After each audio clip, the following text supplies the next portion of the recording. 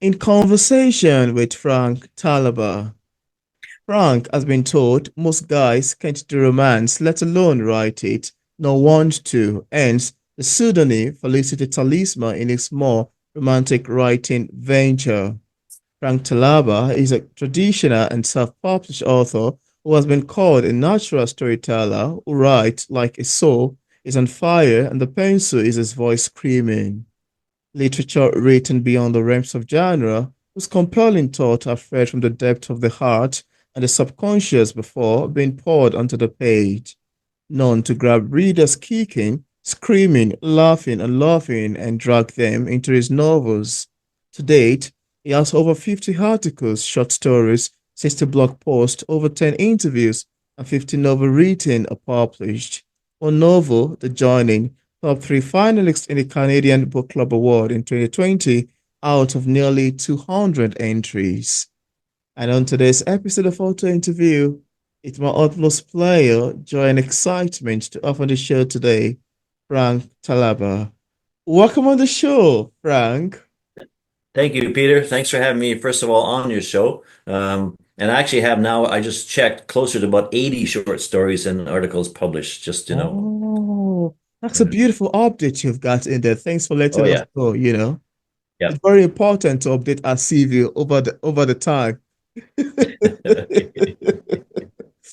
Thank you so much. Thanks for the correction. Yeah.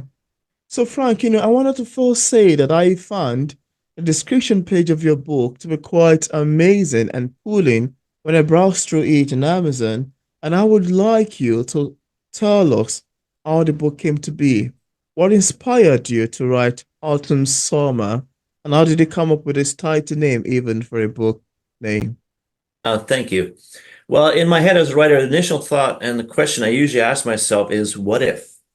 So initially, the opening thought of the book was, well, what if a married woman was having an affair without telling her husband, but it wasn't with another man? Wow. She hadn't the guts to admit it to herself that she was even attracted to another woman. And she knew if she did, she'd have to break his heart and leave him, and she couldn't do that. So Mm, that's the basic premise. And so the novel opens a year after she passes away, apparently, and no spoilers here. So she put everything in a diary to confess everything to her husband later. But as those of you those that have read my novels know, I go into much deeper places that you'll never even begin to imagine once you start reading the book. mm, And many people have said to me, "Where does your mind go? Like, where do you get these crazy ideas?" mm. That's just how I work. Oh, well, I love that. And I love your last line in there. Where do you get these crazy ideas? Which I'm really coming to later on as I proceed in the interview. But then, Yeah. I'd also like to ask you, for the sake of readers who haven't read the book yet, and without giving much information away, could we have a sneak of what you had expect in terms of themes and subject lines picking up autumn, summer? Well, it dwells in urban fantasy, romance, Celtic beliefs, spiritualism, self-development, and self-fulfillment. The main concept behind it is, what if your mother gave you up for adoption? Not because she didn't love you, because she was actually trying to protect you from an ancient curse. Wow. Autumn, the main character, discovers that she and her spiritualist that she runs into called Summer are called Anam Caras. So Mm, that is Celtic for soulmates, and they've gone through many generations as either female, male, male, female, male, male, or in this case, female, female. mm. Oh, well, I love your take on that. I love you talking Yeah, about the genre encapsulated in the book.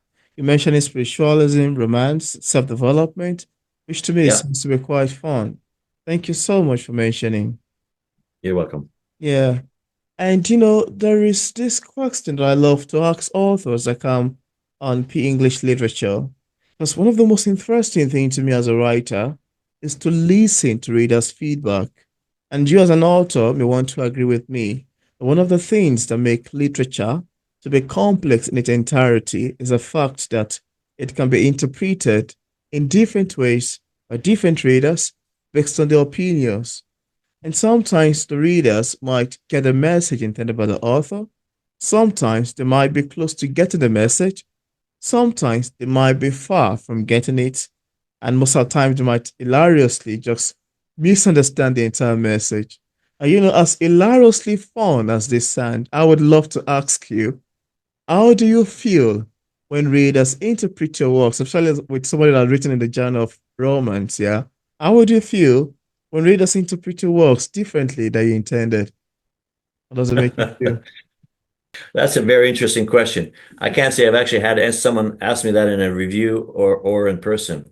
To be really honest, I had one review that kind of grabbed me, and it was from one of my other novels called The Lure, which is in a series called Still Waters Runs Deep, Book Two, The Lure. And I'll read this review to you. Yeah, please So this do. person said to me, said, "Your book is a roller coaster ride through my emotions, which when I got off left me stunned and breathless. Your portrayal of psychopaths and the criminal mind in pursuit of the sexually willing was so disturbing, I had nightmares and I had to set the novel aside for days. Mm, But the writing was so compelling, I had to finish it, and I'm glad I persevered. I really cheered, go get him, when Charlie used his protectors to deal rather uniquely with the antagonists. I was also enlightened to learn more about the native spiritual culture, which pleased me, for I now have a greater understanding and respect." That's from Carol G. So I guess my deeper answer to the original question is, what did I miss that they didn't get it? And hopefully that answers your question. Oh, wow, that's such a crafty way to do that. I love it's such a Thank crafty way you. to do that. I love your take on that. It sounds quite fun to Thank me you. because it's always amazing how people tend to interpret works differently from one another. You can be in a gathering of people, and this is actually one of the things that make book conversation, book clubs to be quite exciting and very fun. Hmm. Although I love Hmm. attending book clubs, I have one that I founded here in my city. Once you have, say, like 10 people or 15 people come together in a room or in a class or in a gathering to talk about books, and the first person give their own review, it's gonna differ entirely to what another person would say, to what the next person would say, because Yeah, no person would give the same exact review because we interpret works differently from one another. The way I would good interpret point. the work written by, someone like you would differ from how someone else is gonna, interpret it. And it's always fun to get to hear these ideas coming together from different readers. I think it's a fun experience for a writer, really. It is. Yeah, I think so. And I'd like to ask you, who is Yeah. Felicity Talisman? How did you become a writer and any experiences at writing romantic literature? Especially Well, as a male writer. okay. It's actually a combination of me and my wife Jenny. It's a pseudonym I use. I usually put the book together. I do all the writing. She does the editing, the grammar, making sure certain technical aspects are correct, like police procedures. Does a certain drug work or medication? Did I use it correctly? Mm, Did the police handle that situation correctly? Not that there's police in this novel, yeah. but all the background stuff. And the idea for a pseudonym actually came to me after a lady told me at a book signing event. She goes, "Oh, well, most guys don't know how to do romance, let alone write the stuff." And that came on a lesson I learned many years ago. About 25 years ago, I went to a romance writers convention in Calgary, Alberta, which I lived in Edmonton at the Mm, time. And I was running late, and I came running up because I really wanted to listen to the opening speech. And I came running up, and there's two ladies sitting there, and I said, "Hi, I'm Frank Talaber. I'm here, and I want to get in there so I can listen to the speech." And the lady looks at me, and she looks at the other lady, and the other lady bops her in the arm, and she goes, "He's the other guy out of 200 registered guests." So that told me right away, yeah, not many guys do romance. wow. Wow. So that's why I put it on their pseudonym because as if people don't know, back in the old days in the 30s and 40s and 50s, Yeah. most female authors wrote under male names because they wouldn't buy the book if it was written by a female. Can imagine that. Yeah, I think it's actually something quite doable. It's more like you are juxtaposing to a certain idea that people have in the literature category, in the literature field. You're trying to Yeah. blend in to fit into the narration, even though it's very Yep. funny. Yeah. But we are trying to do more like we have so many narration ongoing over the book to space about indie books not too good enough. Yeah. I've got so many people Yep. in it. Indie, once it's indie, I don't do indie because it's not good enough compared to traditional. And to tell you, we've got amazing number of indie that are quite exceptional. Yeah, but the stigma, it seems to me like the one that would have to stay for a very long time before it get to be erased finally, the literature field. So I understand Yep. the fact that you wouldn't get a book if it's written by a male, but if it's written by a female, you will get a book. So now if you go out, I need to use a female name. Then I'll have to call myself Linda Maria instead of my actual name, Peter Okonkwo. Yep. So when I You're right. myself, I said, for instance, I was invited for a physical interview somewhere in New York time, and I said, "Welcome on the show, Linda Maria." And I said, "Thanks for having me." Oh wow, that's a male voice. I thought it's a female. Yeah. That's a Quite lovely true. techniques. Thank you for sharing. I love the sound of it. And I'd also like to ask you, apart from Autumn Summer, do you have any other Yeah. works you've authored or say currently working on?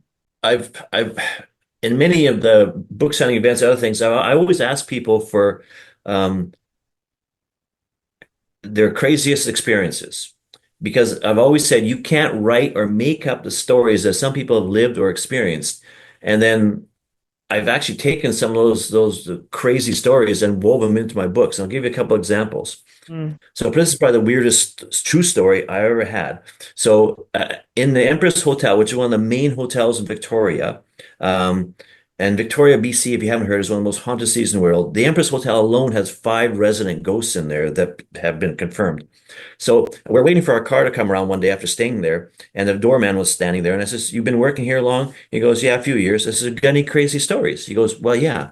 He said, "There's a couple like you guys were waiting about 5 years ago for their car to come around. They didn't look very happy." And I said, "You guys okay?" He goes, "No, we paid for a week. We stayed one night. We're out of here." He says, "Why?" He says, "So last night we walked into our locked hotel room. My mm, wife's luggage had been opened up. Her clothes were wow. taken out and ghost clothes were put in, like Victorian clothing." Wow. Yeah. And um so as I said, so I took that. So I said, well, in my head as a writer, I went, well, what if we have a ghost walk around in modern day clothing? And I actually Mm, wove that into a plot line in my book called The Mystery of Mystique, which is book 2 of the Ainsworth Chronicles. There's another time, and here's the other story, which I use as well. I use this in autumn summer. So I was sitting beside this lady, and this person was telling me about ghost stories. She said, "I don't have any ghost stories, but I got a really strange one." I said, "Okay, tell me." She says, "So I found out I was adopted on my wedding day." wow. Shocking. Yeah, that'd be really shocking. She Very says, shocking. "But my husband and I we were together for many years, and we lived in Ottawa, Canada, and he would go to the graveyard of his mother every Mother's Day to lay flowers and talk to her." He says, Mm, "But every time we went there, I kind of leave him alone and let him be alone. But there's this one gravestone I looked at of this woman, and it always compelled me. There's something weird about this one. It just really, really intrigues me. After I found out I was adopted, I researched that name. That's my mother." She said, "It's in that grave." I found out, and later, when I connected to the family, she has a brother and sister that look just like me. mm, So I wove that concept into autumn summer. Just so you mm, know. wow. Oh wow, that's a beautiful concept you've got in there. I Thank you. mean, that's even enough to spike up a motivation for a book. That Yep. story Yep. alone, it's enough to make someone sit down and craft a book of it and craft a Thank you. story of it. Thank you for sharing. Thank You're you. welcome. Yeah. And also, I'd like you to tell us, apart from Autumn Summer, do you have any other works you've authored or say currently working on? And also, how do you handle criticism as a writer?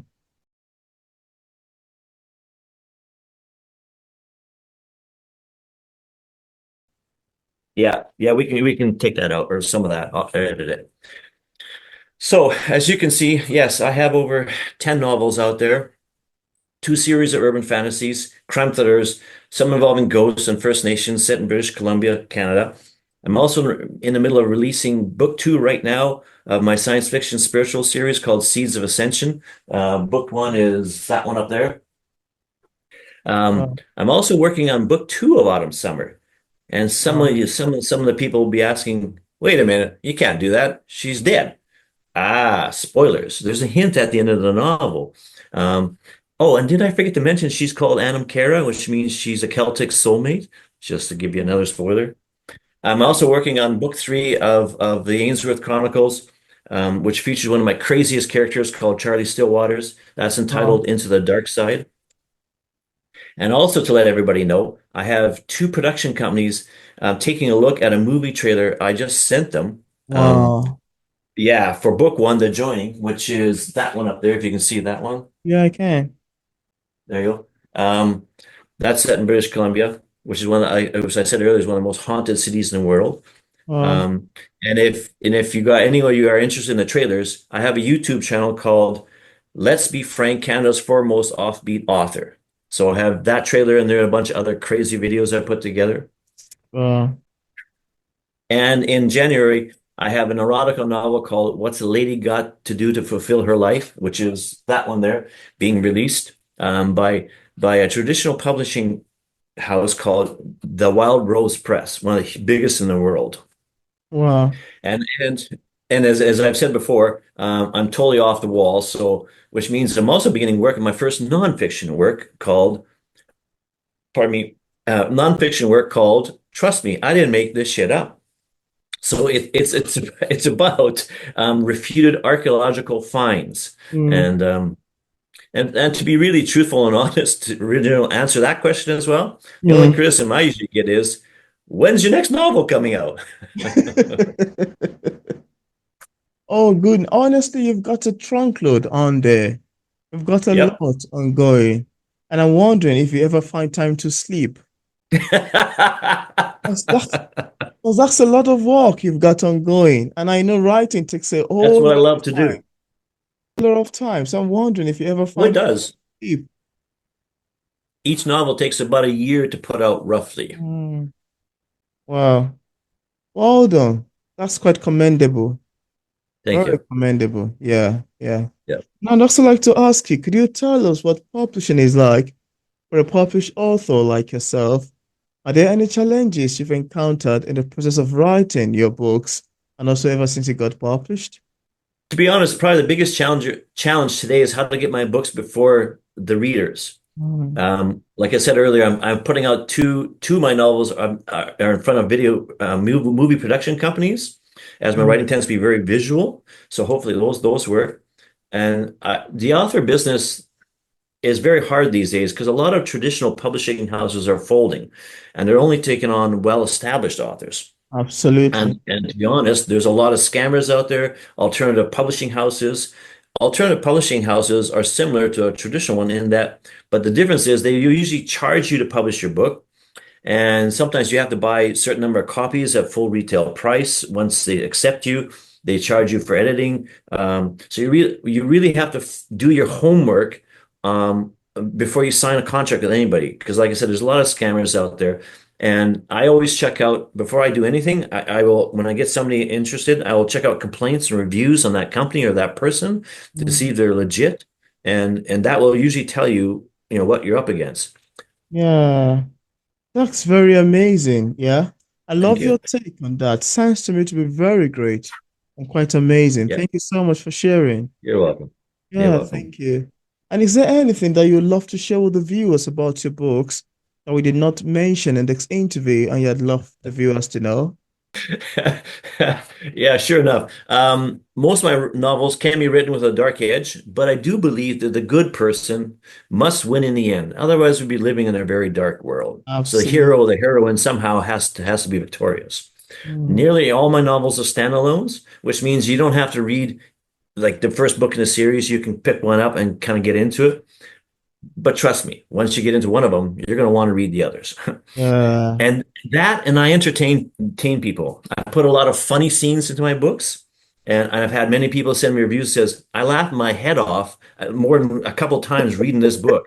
Um, and, and That's a and good and probably the feeling. biggest reviews I got from people is they say they hate me, and you're Wow. probably thinking right about now, what's he talking about? What the hell? So here's a couple of reviews. This is from The Joining, which is, again, like I said, that one up there.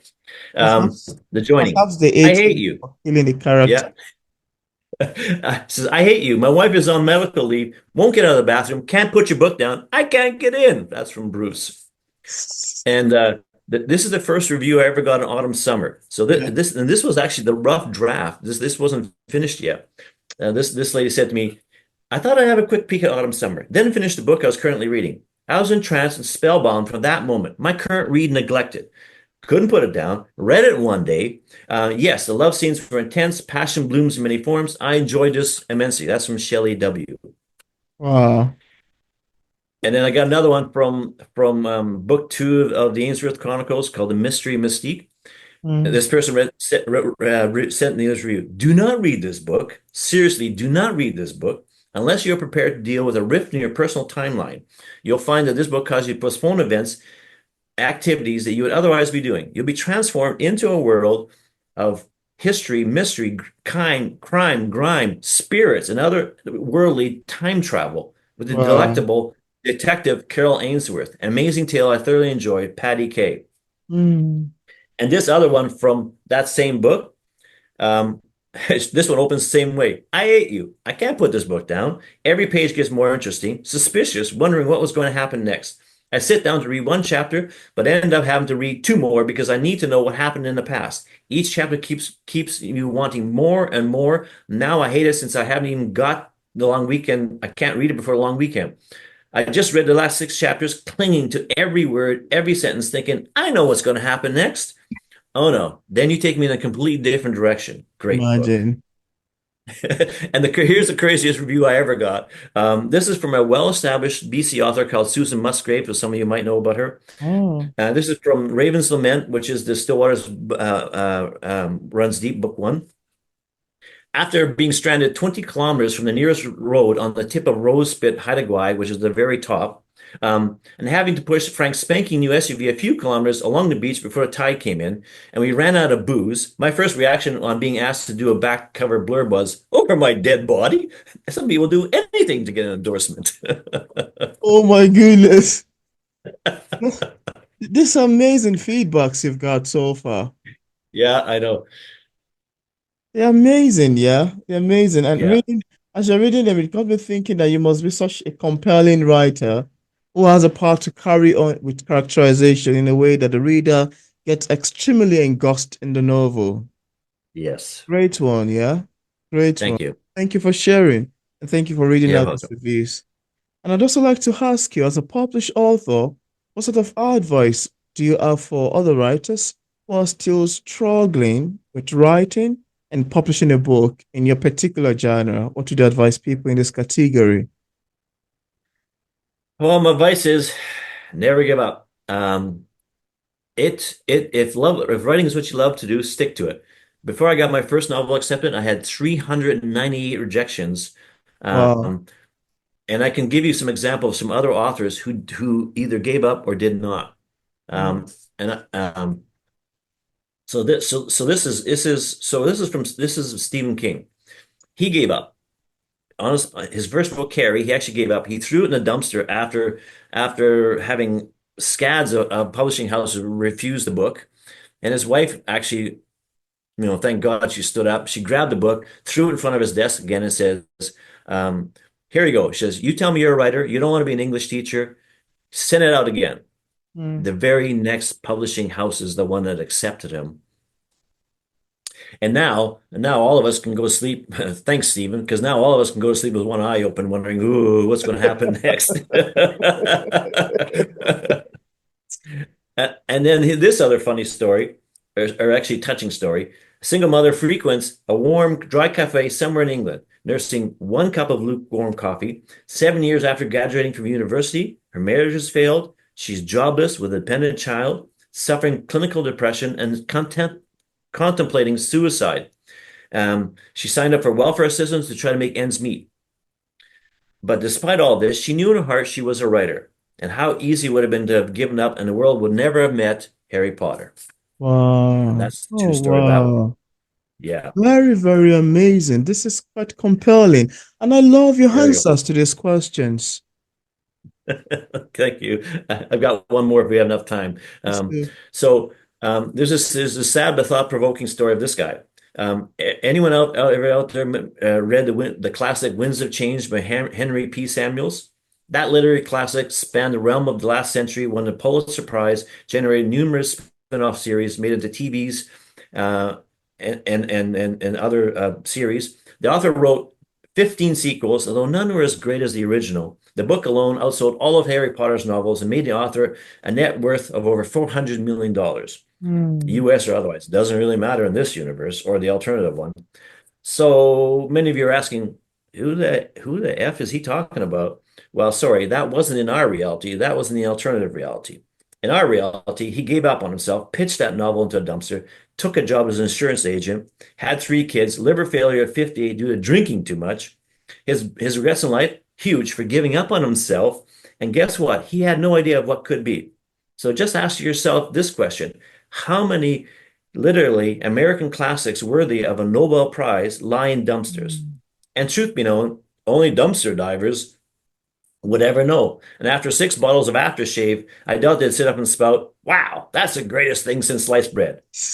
Before they probably use the papers to keep themselves warm at night around a fire, or worse, humiliation, use it for toilet paper. Remember that when you give up. That's humbling. Wow. Oh, wow. That's such a beautiful, well, quite compelling insight you've got in there. Thank you so much for sharing all of the stories. You're welcome. Enjoy listening to it. Yeah. And just in case we have some viewers who are currently watching this interview and would love to get a copy of any of your books, on what platform is it available on for purchase? Amazon, Autumn Summer is on Amazon under Felicity Talisman. All my other books are under Frank Talaber. And they're all available on Amazon, Barnes& and Noble, Kohl's, virtually all of the big outlets, as ebook or print, either one. I'm currently now working on trying to get audiobooks out there because I hear audiobooks are becoming huge. Yeah. And if any of you have any crazy questions or questions to ask me or crazy stories. I love hearing crazy stories. They might make it to one of my novels. You never know. You can leave me a review at my email address, which is two soulmates at shaw.ca, and that's TWOSOULMETES at SHAW.ca. That's And again, Peter, amazing. Yeah. yeah, and again, Peter, thank you for having me on your show. Yeah. And thanks for the great questions. Great question. Absolutely. And I love to link in the discussion part of this interview where interested viewers can get a copy of Frank Talaber's books directly on Yeah, Amazon, on his website, and also another platform. I also left yeah. links to social media pages for possible followings. So thank you so much, Frank, for accepting the invitation to be featured on P English Literature. I must say it's been very wholesome, quite fun, beautiful, exciting, and interesting having this conversation with you. Thanks for coming on. You're so welcome, Peter. Thank you.